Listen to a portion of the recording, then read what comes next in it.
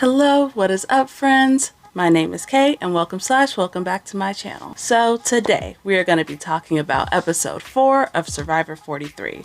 We're going to be talking about a little bit of strategy, a little bit of player development, and of course we're going to be giving some prediction as to what may unfold this season. I'm really excited to talk about it, but before we begin, make sure you hit the subscribe button below just so you can stay tuned as the season unfolds. Now, let's get started. So we are going to kick off this episode with the Coco Tribe returning back after last tribal council. Right off the bat, we're going to get to see some petty drama as Gabler has been getting on everybody's last damn nerves, okay? Now, Elie and Gabler have been beefing pretty much all season, but now it seems like even Sami is starting to get annoyed a little bit, which of course is not good. Now, we don't really see too much from the Coco Tribe in this episode, but overall, it looks like they are still prepping for the big standoff between Elie and Gabler, so we'll just have to see how that turns out. We then head off to the reward challenge, and this is definitely an interesting one. This time around, the reward is a camp raid, where the winning team will get to go to any losing team's tribe and steal whatever item they want from them. Now, I absolutely adore this idea. I love it. Pretty much any opportunity there is to raise up the tensions between these players, I'm gonna be down for. It makes for such an interesting merge, don't you think?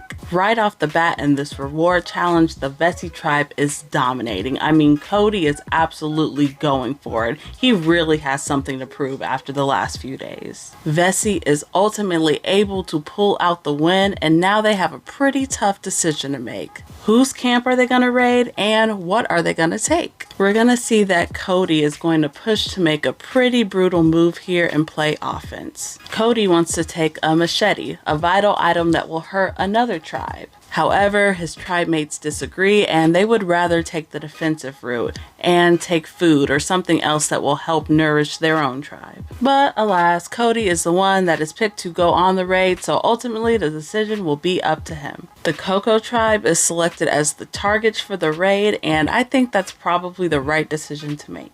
When the merge does inevitably happen, it would make the most sense for the Vessi tribe and Coco Tribe to team up together against Coco. Coco is by far the strongest tribe in the game, so dwindling them down now before the merge could be a really good opportunity to weaken that tribe and build a stronger bond with Coco. Now, Cody does end up asking the Coco Tribe for their machete against his tribe's best wishes, and the Coco Tribe is going to push back on this a little bit. And this is where we're going to see Cody really put those salesman skills to the test. Using his power of negotiation, Cody is able to convince the Coco Tribe to give him food, some scuba gear, and even some fishing gear too. Y'all, I've said it before and I will say it again. Cody is a low-key genius, okay? He really does find a way to pleasantly surprise me in damn near every episode so far. First, it was that bamboo stick hack thing in the premiere, and then it was the idol hat thing, and now this? Cody is fun, y'all. He is so fun to watch, and he's quickly becoming one of my favorite players in this game. We then get to the immunity challenge, and this one is pretty intense. Some tribes are really struggling out there, but overall the Vessi tribe is able to pull out the win. Vessi uses this opportunity to actually help out the Coco tribe with their puzzle, making sure that the Coco tribe wins second and sending the Coco tribe to tribal council. Damn. I thought this was actually a pretty smart move for Vessi to make. Like I was saying earlier, the merge is coming sooner rather than later, so securing an allyship with the Coco Tribe now could really help them out in the future. Back at the Coco camp, Gio seems to be the main target of interest. He seems to be pretty comfortable in his position, which is going to rub the others the wrong way. Most people are down to vote out Gio, and at first everything seems pretty set in stone, but paranoia is still very thick in the air.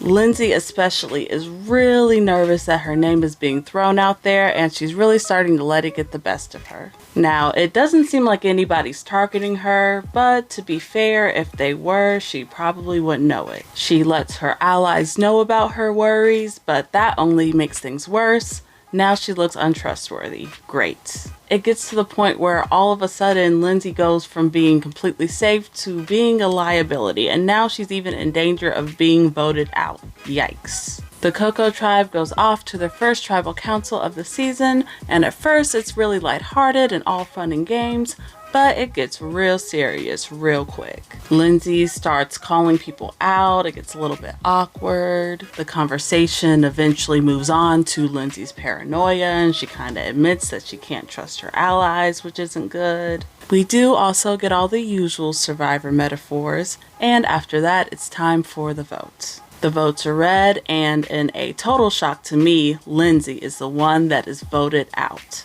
I honestly was not expecting this at all. I really thought the whole Lindsay paranoia thing would really just be another red herring that they throw in right before the vote. This was a tricky move to make, but honestly, I don't think it's what I would have done. I totally understand them being skeptical of Lindsay, I do, but I still probably would have kept her anyway and used that vote to save her as leverage to build more trust with her in the future. I mean, it's not like she was trying to vote her allies out, she just seemed to be really paranoid, and if you're able to build trust with her, then maybe you can use her paranoia to your advantage in the future. At least that's what I would do. Of course, I'm interested to know, what did you all think of this vote? Did you think that Lindsay was the right choice to make, or do you think it should have been someone else instead? Let me know in the comments below. I absolutely adored this episode. I thought it was probably the most exciting episode so far this season, and I'm really interested to see where things go from here. I can honestly see the Vesey tribe being really solid from here on out, and I can see them all making it to the merge as a strong foursome, but I do think the Baka tribe may be in some trouble in the near future. We'll just have to see. I cannot wait to hear y'all's opinions and finish off the season with you all, but until then, peace.